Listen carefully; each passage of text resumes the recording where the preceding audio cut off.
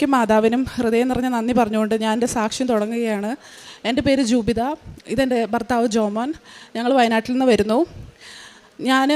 എൻ്റെ വിവാഹം കഴിഞ്ഞത് 2019 അതിനുശേഷമാണ് ഞാൻ OET പഠിക്കാൻ വേണ്ടി സ്റ്റാർട്ട് ചെയ്തത്. OET പഠിക്കാനായിട്ട് എന്നെ ഒരു ഇൻസ്റ്റിറ്റ്യൂഷനിൽ കൊണ്ട് ചേർത്തു. അവിടെ വെച്ചിട്ടാണ് ഞാൻ കൃപാസന മാതാവിനെക്കുറിച്ചും ഉടമ്പടിയെക്കുറിച്ചൊക്കെ അറിയുന്നത്. പക്ഷേ അതിൽ ഒരു പൂർണ്ണതയില്ലായിരുന്നു. അതിനുശേഷം ഉടമ്പടി ഞാൻ എടുത്തു. ഓൺലൈനായിട്ടായിരുന്നു ഉടമ്പടി എടുത്തിട്ടുണ്ടായിരുന്നത്. ആ ഉടമ്പടിയിൽ ഞാൻ പ്രാർത്ഥിക്കുക മാത്രമാണ് ചെയ്തത്. രാവിലെ 5:30 എഴുന്നേറ്റ് ഞാൻ പ്രാർത്ഥിക്കുമായിരുന്നു. പക്ഷേ അതിൽ കൂടുതൽ വേറെ നിബന്ധനകളൊന്നും ഞാൻ പാലിച്ചിരുന്നില്ല. എന്നിട്ട് ഞാൻ എക്സാം എഴുതി. പക്ഷേ എനിക്ക് അപ്പം ഇംഗ്ലീഷിൽ അത്ര പ്രാവീണ്യക്കുറവ് മൂലം അത് കിട്ടിയുമില്ല. പിന്നെ ഉടമ്പടി കറക്റ്റായിട്ട് ചെയ്തുമില്ല. അപ്പം കിട്ടാനുള്ള ചാൻസ് കുറവായിരുന്നു. അതുപോലെ തന്നെ ഞാൻ അതിൽ തോറ്റു. അതിനുശേഷം രണ്ടാമതും എക്സാം എഴുതി, അതിലും തോറ്റു. കാരണം കോവിഡ് സമയമായിരുന്നു. പിന്നെ ക്ലാസ്സസൊക്കെ ക്ലോസ് ചെയ്തു. അപ്പോൾ ഓൺലൈനായിട്ടായിരുന്നു ക്ലാസ്. അതിൻ്റെ ഇടയ്ക്ക് ജോലി ഉണ്ടായിരുന്നു.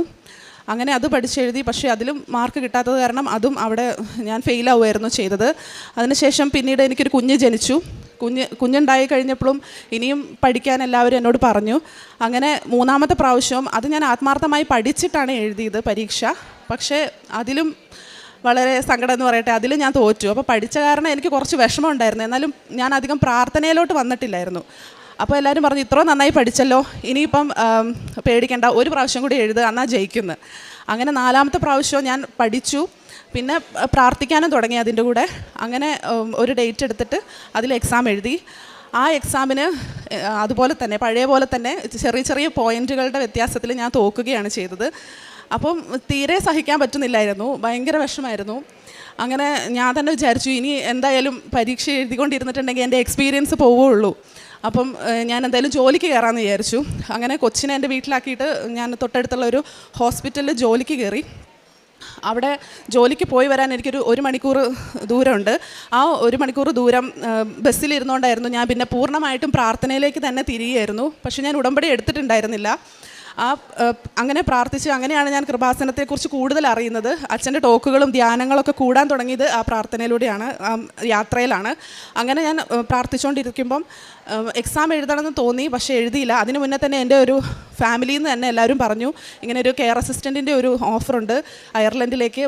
പിന്നെ താല്പര്യമാണെങ്കിൽ അതിൻ്റെ ഇൻ്റർവ്യൂസ് അവൈലബിൾ ആണ്, അതൊന്ന് ഇൻ്റർവ്യൂ അറ്റൻഡ് ചെയ്ത് നോക്കാൻ വേണ്ടി പറഞ്ഞു.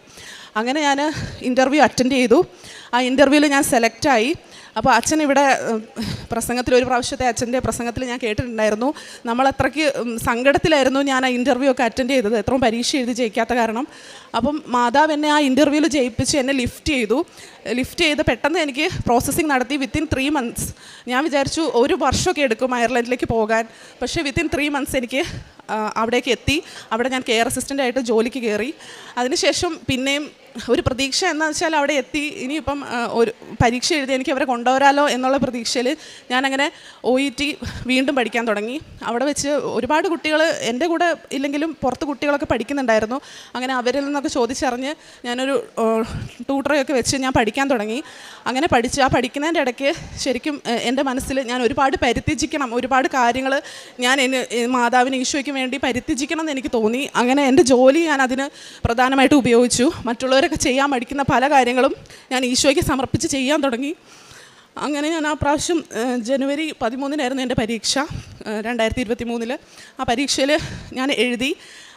മാതാവിൻ്റെ ആ എക്സാമിന് പോകാനിരിക്കുന്ന ആ സമയത്ത് എൻ്റെ ഒരു ഫ്രണ്ട് വഴി എനിക്ക് അൺഎക്സ്പെക്റ്റഡ് ആയിട്ട് ഇവിടുത്തെ കാശുരൂപം കിട്ടി. ആ കാശുരൂപം കൊണ്ടാണ് ഞാൻ പരീക്ഷ എഴുതാൻ പോയത്. അതുപോലെ തന്നെ എൻ്റെ മമ്മി കൃപാസനത്തിൽ ഉടമ്പടി എടുത്തിട്ടുണ്ടായിരുന്നു. അതിൻ്റെ ഉപ്പ് കൊണ്ടാണ് ഞാൻ അയർലൻഡിലേക്ക് പോകുന്നത്. ആ ഉപ്പും കൊണ്ട് ഞാൻ പരീക്ഷയ്ക്ക് പോയി. അവിടെ വെച്ച് എല്ലാ പേപ്പറിലും ഞാൻ കൃപാസനത്തിൽ മാതാവിൻ്റെ കാശുരൂപം വെച്ച് പ്രാർത്ഥിച്ചു. എന്നിട്ട് പരീക്ഷ കഴിഞ്ഞിട്ട് ഇറങ്ങി തിരിച്ചു വരുമ്പം ഞാൻ ആ ഉപ്പ് അവിടെ ഇട്ടിട്ട് എല്ലാവരും ചെയ്യാറുള്ള പോലെ പ്രാർത്ഥിച്ചിട്ട് ഇട്ടു. എനിക്കിനി ഈ പരീക്ഷ എഴുതാൻ വയ്യ മാതാവേ, ഇനി എനിക്കിത് പറ്റില്ല എന്ന് പറഞ്ഞുകൊണ്ട് ഇട്ടു, നീ എന്നെ എങ്ങനെയും ജയിപ്പിക്കണം എന്ന് പറഞ്ഞിട്ട് അങ്ങനെ ഞാൻ ആ എക്സാം കഴിഞ്ഞ് പോന്നു. റിസൾട്ടിന് വേണ്ടി വെയിറ്റ് ചെയ്തു. റിസൾട്ട് വന്നു. നമ്മളെല്ലാവരും വിചാരിക്കും ഞാൻ ജയിച്ചു എന്ന്, പക്ഷേ ഞാൻ അതിൽ തോക്കുകയാണ് ചെയ്തത്. എന്നിട്ട് ഞാൻ റീവാലുവേഷന് കൊടുക്കാൻ വരെ എനിക്ക് മനസ്സിലായിരുന്നു, അത്രയ്ക്ക് തകർന്ന അവസ്ഥയായിരുന്നു. എന്നിട്ടും ഞാൻ റീവാലുവേഷന് കൊടുത്തു. അതിനുശേഷം ഞാൻ എൻ്റെ ഹസ്ബൻഡിൻ്റെ അടുത്ത് ദുബായിലേക്ക് തിരിച്ചു പോയി. ലീവിന് ആനുവൽ ലീവ് ആയിരുന്നു. ആനുവൽ ലീവിലായിരിക്കുന്ന സമയത്ത് എൻ്റെ റിസൾട്ട് വന്നു. ആ റിസൾട്ടിൽ എൻ്റെ മാതാവ് 2 മൊഡ്യൂളായിരുന്നു ഞാൻ റീവാലുവേഷന് കൊടുത്തത്. ആ 2 ഒരെണ്ണത്തിന് എനിക്ക് 350 എബോവ് മാർക്ക് തന്ന് എനിക്ക് വിജയം നൽകി അനുഗ്രഹിച്ചു. അതിന് മാതാവിന്, ഈശോയ്ക്ക് ഞാൻ ഒരുപാട് നന്ദി പറയുന്നു.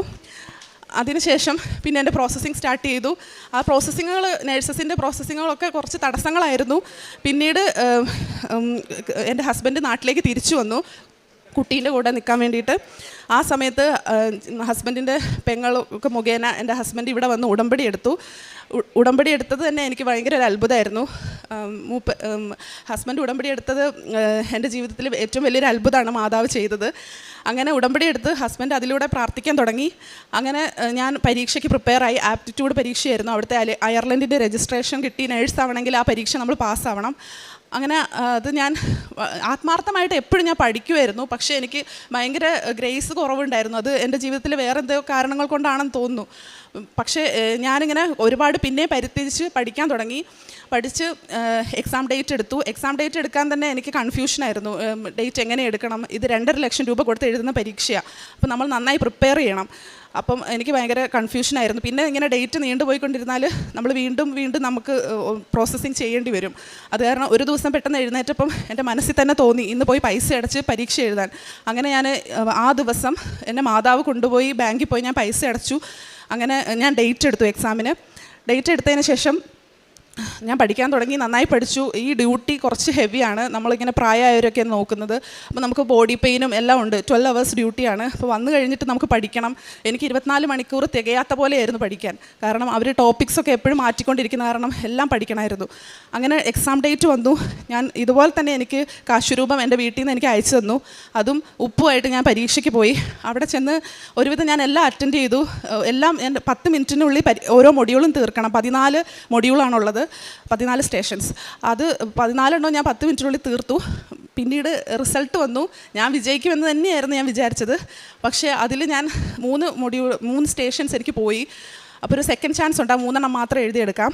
ആ സെക്കൻഡ് ചാൻസിൽ നമുക്ക് കിട്ടിയില്ലെങ്കിൽ പിന്നെ നമ്മൾ 2.5 ലക്ഷം രൂപ അടച്ച് എല്ലാ പ്രോസസ്സിങ്ങും ഒന്നും കൂടെ ചെയ്തിട്ട് പിന്നെ എഴുതേണ്ടി വരുമായിരുന്നു. പക്ഷേ എനിക്കത് ഭയങ്കര ഒരു ദുഃഖമായിരുന്നു. എപ്പോഴും ഈ തോൽവിയാണ്. ഇതിലെങ്കിലും ഞാൻ ഫസ്റ്റ് അറ്റംപ്റ്റ് ജയിക്കുമെന്നാണ് ഞാൻ വിചാരിച്ചത്. പക്ഷേ അത് നടന്നില്ല. എന്നാലും ഞാൻ മാതാവിനോട് പറഞ്ഞു, എൻ്റെ മാതാവ് ഇനി ഒരു പ്രാവശ്യം കൂടി പ്രോസസ്സിങ് ചെയ്യാൻ എനിക്ക് പറ്റില്ല. ഈ സെക്കൻഡ് അറ്റംപ്റ്റിൽ എനിക്ക് അത് തരണേന്ന് പറഞ്ഞ് പ്രാർത്ഥിച്ചു. അങ്ങനെ സെക്കൻഡ് അറ്റംപ്റ്റിൽ ഇതുപോലെ ഞാൻ പോയി, ഉപ്പ് കൊണ്ടുപോയി അവിടെ ഉപ്പിട്ട് പ്രാർത്ഥിച്ചു.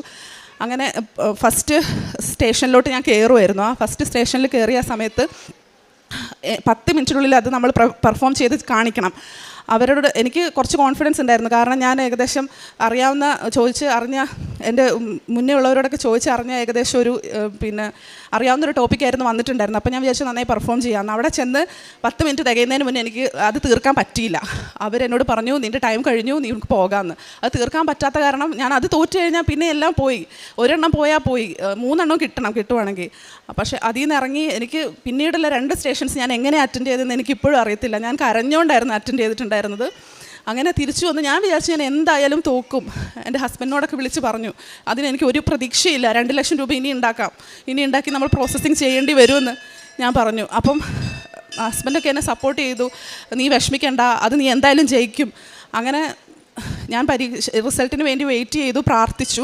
അപ്പോഴാണ് ഇവിടുത്തെ അനുദിന പ്രാർത്ഥനകളുടെ ആ സെഷൻ തുടങ്ങിയത്, ഡെയിലി ബ്രെഡ്. അതപ്പം അതിൽ എല്ലാ ദിവസവും കൂടും. അതൊക്കെ കൂടുമ്പം എനിക്ക് ഭയങ്കര ഒരു പരിശുദ്ധാത്മാ അഭിഷേകം, സ്തുതി അഭിഷേകം, അങ്ങനെയൊക്കെ എപ്പോഴും അച്ഛൻ്റെ പ്രാർത്ഥന കൂടുമ്പോൾ എനിക്ക് അങ്ങനെ വരുന്നുണ്ടായിരുന്നു. അതുപോലെ തന്നെ പ്രത്യക്ഷീകരണ പ്രാർത്ഥന എന്ന് ഞാൻ ചെല്ലുമായിരുന്നു, കൃപാസന ഉടമ്പടിയിലല്ലെങ്കിലും. അതിനുശേഷം റിസൾട്ട് വന്നു. റിസൾട്ടിൽ ഞാൻ നോട്ട് സക്സസ്ഫുൾ എന്നാണ് തുറന്നത് മെയില്. പക്ഷേ അതിലെനിക്ക് സക്സസ്ഫുൾ തന്ന് മാതാവ് എന്നെ രക്ഷിച്ചു. എനിക്കങ്ങനെ അയർലൻഡ് രജിസ്റ്റേർഡ് നേഴ്സായിട്ടാണ് ഞാനിപ്പോൾ നിൽക്കുന്നത്. അങ്ങനെ എനിക്ക് ഈ വലിയ അനുഗ്രഹം ഒന്നുമല്ലായിരുന്നു എന്നെ ഇത്രയും എത്തിച്ചതിൻ്റെ മാതാവിന്, ഈശോയ്ക്ക് ഞാൻ ഒരുപാട് നന്ദി പറയുന്നു. യേശു സ്വസ്ത്രം, യേശുവെ നന്ദി. ഞാൻ ഉടമ്പടി എടുക്കുന്ന സമയത്ത് എനിക്കൊരുപാട് ശാരീരിക ബുദ്ധിമുട്ടുകളുണ്ടായിരുന്നു. ഞാൻ ഇവിടുന്ന് ഉടമ്പടി എടുത്ത് എൻ്റെ വീട്ടിൽ ചെന്ന് 2ാമത്തെ ദിവസം തന്നെ എൻ്റെ കണ്ണ് മുകളിലേക്ക് ഉയർന്നു വന്നു. കണ്ണിൽ ഭയങ്കര നീര്. എന്താണ് കാരണം എന്നറിയുന്നില്ലായിരുന്നു. അപ്പോൾ ഞാൻ ഓർത്തു, ദൈവമേ, ഉടമ്പടി എടുത്തു, അതിൻ്റെ പിറ്റേ ദിവസം തന്നെ ഇങ്ങനെ ഒരു അസുഖം, എന്തു ചെയ്യും? അങ്ങനെ ഒരു 2-3 ഹോസ്പിറ്റലിൽ പോയി ഒരു മരുന്നെല്ലാം തന്ന് അത് കുറഞ്ഞു. അങ്ങനെ ഒരു 2 ദിവസം കൂടെ കഴിഞ്ഞപ്പോഴേക്ക് ഞാൻ എൻ്റെ വീടിൻ്റെ മേളിൽ നിന്ന് ടെറസിൽ നിന്ന് താഴേക്ക് വീണ് എൻ്റെ ഒരു കൈ ഒടിഞ്ഞു. അപ്പോഴും ഞാൻ ഉറപ്പിച്ചു ഉടമ്പടി എടുത്തുകൊണ്ടാണോ എനിക്കിങ്ങനെ വന്നുകൊണ്ടിരിക്കുന്നതെന്ന്. പക്ഷേ എനിക്കൊരു കാര്യം ഉറപ്പായി, ഉടമ്പടി എന്ന് പറയുന്നത് നമ്മൾ വിചാരിക്കുന്ന പോലെ വളരെ നിസ്സാരമായൊരു സംഭവമല്ല. ഒന്നിനു പുറകെ ഒന്നായിട്ട് നമ്മളെ പരീക്ഷിക്കാൻ വേണ്ടിയിട്ട് ഓരോ പ്രശ്നങ്ങൾ വന്നുകൊണ്ടിരിക്കും. നമ്മളത് തരണം ചെയ്യണമെന്ന് എനിക്ക് മനസ്സിലായി. പക്ഷേ ഞാൻ എൻ്റെ കൈ കെട്ടിക്കൊണ്ടിരിക്കുന്ന അവസ്ഥയിലാണെങ്കിൽ പോലും ഞാൻ ഉടമ്പടിയിൽ എന്താണോ അവർ പറഞ്ഞിരിക്കുന്നത് ആ കാര്യങ്ങളെല്ലാം ഞാൻ പാലിക്കാൻ മാക്സിമം ശ്രദ്ധിച്ചിരുന്നു.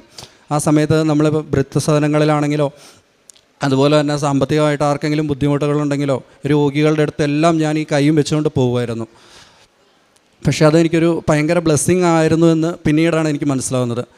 പക്ഷേ അതിനുശേഷം ഇവളുടെ ആപ്റ്റിറ്റ്യൂഡ് എക്സാം ഫെയിലായി എന്ന് പറഞ്ഞപ്പോഴും എനിക്ക് എൻ്റെ മനസ്സിലൊരു സങ്കടമില്ല. കാരണം ഞാനെങ്ങനെയാണ് മനസ്സിൽ വിചാരിച്ചത്, നമുക്ക് കിട്ടാനുള്ളതാണെങ്കിൽ കിട്ടും, എന്തായാലും ഇവിടം വരെ എത്തി. പക്ഷേ എന്താണ് ഇങ്ങനെ ഫെയിലാവുന്നത്? ഞാൻ പ്രത്യേകിച്ച് ചെയ്യാത്ത ഒരു മോശമായ കാര്യങ്ങളൊന്നും ചെയ്യുന്നില്ല, പിന്നെ എന്തുകൊണ്ടാണ് ഇങ്ങനെ വരുന്നതെന്ന് ഞാൻ ചിന്തിച്ചു. അപ്പോഴാണ് എനിക്ക് ഒരു കാര്യം പെട്ടെന്ന് ദൈവം എൻ്റെ മനസ്സിലേക്ക് കൊണ്ടുവന്നത്. ഇപ്പം എൻ്റെ വീടും പള്ളിയൊക്കെ ആയിട്ട് ഏകദേശം ഒരു 2.5 കിലോമീറ്ററിന് ദൂരമുള്ളൂ. എനിക്ക് എന്ന് വേണമെങ്കിലും പള്ളിയിൽ പോകാമായിരുന്നു. പക്ഷേ രാവിലെ ഞാൻ ഉടമ്പടി പ്രാർത്ഥന കഴിഞ്ഞ് കഴിഞ്ഞാൽ എനിക്ക് പള്ളിയിൽ പോകുന്നൊരു ശീലമില്ലായിരുന്നു. പക്ഷേ അന്ന് മുതൽ ഞാൻ അങ്ങോട്ട് പള്ളിയിൽ പോകാൻ തുടങ്ങി. എല്ലാ ദിവസവും പള്ളിയിൽ പോകാൻ തുടങ്ങും. ഞാൻ ദൈവത്തോട് ഇങ്ങനെ പ്രാർത്ഥിച്ചു, ദൈവമേ ഇവളുടെ കഴിവുകൊണ്ട് ഇനി എന്തായാലും ഇത് കിട്ടാൻ പോകുന്നില്ല, അങ്ങയുടെ കാരുണ്യം കൊണ്ട് മാത്രമേ ഇനി പരീക്ഷ ജയിക്കാൻ പറ്റുള്ളൂ എന്ന്. അങ്ങനെ ഞാൻ എല്ലാ ദിവസവും പ്രാർത്ഥിക്കുകയും ചെയ്തു, എല്ലാ ദിവസവും പള്ളിയിൽ പോവുകയും ചെയ്തു. എങ്കിലും പള്ളിയിൽ പോയിട്ടൊരു കണ്ടിന്യൂ ആയിട്ട് 26 27ാമത്തെ ദിവസമായിരുന്നു ഉള്ള റിസൾട്ട് വന്ന് റിസൾട്ട് സക്സസ്ഫുള്ളായത്. എത്ര മാതാവിനോട് നന്ദി പറഞ്ഞു കഴിഞ്ഞാലും തീരെയല്ല. എന്നും ഈ കടപ്പാട് മാതാവിനോടുണ്ടാവും. എല്ലാവരുടെയും ആവശ്യങ്ങൾ മാതാവ് നടത്തി തരാൻ ആത്മാർത്ഥമായി പ്രാർത്ഥിക്കുന്നു. പിന്നെ ഞാൻ കാരുണ്യപ്രവൃത്തികൾ ചെയ്തിട്ടുണ്ടായിരുന്നു. കൃപാസനത്തിൻ്റെ പത്രങ്ങൾ എല്ലാ വീടുകളിലും കൊണ്ടേ കൊടുക്കുമായിരുന്നു. അതൊരു നല്ലൊരു പുണ്യമായിട്ടായിരുന്നു ഞാൻ കണ്ടുകൊണ്ടിരുന്നത്. ഞാൻ എല്ലാവരോടും പറയുകയാണ്, നമ്മൾ മാക്സിമം പത്രം, എനിക്ക് ആദ്യമൊക്കെ പത്രം ഇടുമ്പോൾ ഭയങ്കര നാണക്കേടായിരുന്നു. ഒന്നാമത് ഞാനൊന്ന് അങ്ങനെയൊന്നും ചെയ്തിട്ടില്ല. എന്താ പറയുക, ഒരു ആൾക്കാരോട് ഒരു ആത്മീയമായിട്ട് സംസാരിക്കുമോ. അപ്പം ഞാനിത് കൊണ്ടേ കൊടുക്കുക എന്ന് പറയുമ്പോൾ ഞാൻ എൻ്റെ മനസ്സിൽ ചിന്തിക്കുന്നത് ഇവരെന്നെക്കുറിച്ച് എന്ത് വിചാരിക്കും, അങ്ങനെയൊക്കെയായിരുന്നു ഞാൻ വിചാരിച്ചുകൊണ്ടിരുന്നത്. പക്ഷേ അത് നമ്മുടെ അനുഭവങ്ങളാണ്. ഓരോ ആളുകൾക്ക് ആ പത്രം കിട്ടുമ്പോൾ നിനക്ക് എന്താണ് കിട്ടിയത് എന്ന് ചോദിച്ച് അവരോടൊന്ന് സംസാരിക്കുമ്പോൾ തന്നെ നമുക്ക് മനസ്സിലായി എല്ലാവർക്കും ഇത് മനസ്സിലാക്കാൻ താല്പര്യമുണ്ട് എന്നുള്ള കാര്യങ്ങൾ. അപ്പോൾ ഇനിയുള്ള എല്ലാവരോടും എനിക്ക് പറയാൻ ഒന്നേ ഉള്ളൂ, നമ്മൾ ഈ പത്രങ്ങളാണെങ്കിലും എല്ലാവരുടെയും എടുത്ത് മാക്സിമം എത്തിക്കാൻ ശ്രമിച്ചു കഴിഞ്ഞ് കഴിഞ്ഞാൽ അതുകൊണ്ട് നമുക്ക് മാത്രമല്ല ബ്ലെസ്സിങ് കിട്ടുന്നത്, മറ്റൊരു കുടുംബവും കൂടെ രക്ഷപ്പെടും. ആ ഒരു കാര്യം എല്ലാവരെയും ഓർമ്മിപ്പിക്കുന്നു. പിന്നെ ഒരു കാര്യം കൂടെ ഉണ്ട്. വൈഫ് ഇന്നലെയാണ് അയർലൻഡിൽ നിന്ന് വന്നത്. ഞങ്ങൾ ഇതുവരെ വീട്ടിൽ പോയിട്ടില്ല. എയർപോർട്ടിൽ നിന്ന് നേരെ ഇങ്ങോട്ടാണ് വന്നത്. നാളെ രാവിലെയാണ് ഞങ്ങൾ തിരിച്ച് പോയി ഞങ്ങളുടെ കുഞ്ഞിനെ കാണാൻ പോകുന്നത്. അത്രയും ഒരു അവസരങ്ങൾ തന്ന മാതാവിനോട് നന്ദി പറയുന്നു. ഞാനിന്ന് വന്ന് ഉടമ്പടി എടുത്തു. ഞാനത് ഓൾറെഡി തീരുമാനിച്ചതായിരുന്നു, ഫസ്റ്റ് വരുമ്പോൾ തന്നെ ഇങ്ങോട്ട് വന്ന് ഉടമ്പടി എടുക്കണമെന്ന്. അതുപോലെ തന്നെ ഇപ്പോൾ ഞാൻ പ്രാർത്ഥിക്കാതെ തന്നെ ഒറ്റയടിക്ക് എനിക്കിപ്പോൾ എല്ലാം കല്യാണം കഴിഞ്ഞ പാടെ എനിക്കിത് കിട്ടുമായിരുന്നെങ്കിൽ ശരിക്കും ഞങ്ങൾ ഈ ഒരു വിശ്വാസ ജീവിതത്തിലേക്ക് വരില്ലായിരുന്നു. ഇത് ഞങ്ങൾ രണ്ടുപേരെയും വിശദീകരിക്കുന്നതിന് വേണ്ടിയിട്ട് മാതാവ് ഈ വഴി കൂടെ നടത്തിയതാണെന്ന് എനിക്ക് പൂർണ്ണ വിശ്വാസമുണ്ട്. മാതാവിന് ഞാൻ നന്ദി പറയുന്നു. ഈശോയ്ക്ക് കോടാനുകൂടി നന്ദി പറയുന്നു. Thank you.